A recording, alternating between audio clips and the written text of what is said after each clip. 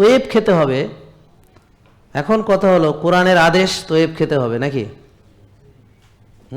তৈব খেলে কি হতো জানেন? ঘরে ঘরে ওষুধ থাকতো না, ঘরে ঘরে ওষুধ, সুস্থ থাকতো মানুষ। তৈব খেলে কি হতো? তা এখন আপনাদের জন্য এটা ভালো না খারাপ? নিশ্চয়ই কোরআন আপনাদের জন্য কল্যাণ নিয়ে এসেছে, নিশ্চয়ই সত্য জ্ঞান আপনাদের জন্য কল্যাণ করে নাকি? কি বাবা, সত্য জ্ঞান কি কল্যাণ করে? তাহলে এইটাকে উল্টায় ফেলতে হবে যদি সমাজকে নষ্ট করতে হয়।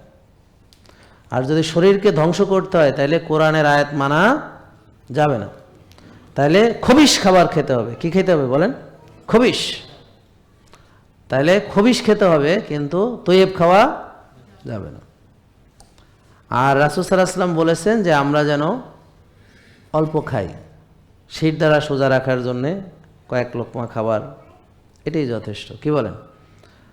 তবে বেশি যদি কেউ খেতে চায়, একটা সীমারেখা তিনি নির্ধারণ করেছেন। কে বলতে পারবে? ইয়েস, কে বলল? হ্যাঁ, 3 ভাগের 1 ভাগ খাবার, 1 ভাগ পানি, আর 1 ভাগ কি খালি। হ্যাঁ, তাহলে আমরা কি করতে হবে? আমরা গাড়া ভরে খাইতে হবে। গাড়া ভরে খাওয়া মানে এই পর্যন্ত খাইয়ে এমনি জাগাইতে হবে নাকি? তাহলে না হলে তো আপনি রাসূল সাল্লাল্লাহু আলাইহি ওয়াসাল্লামের আদেশ মানলেন কেমনে?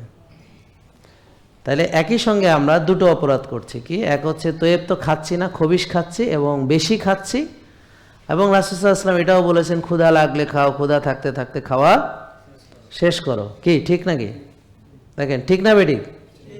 ওকে, তাহলে আমরা কি করব? আমরা সারাদিন খাবো। জেকে লাইফস্টাইল লিমিটেড, ওষুধ মুক্ত সুস্থ জীবন।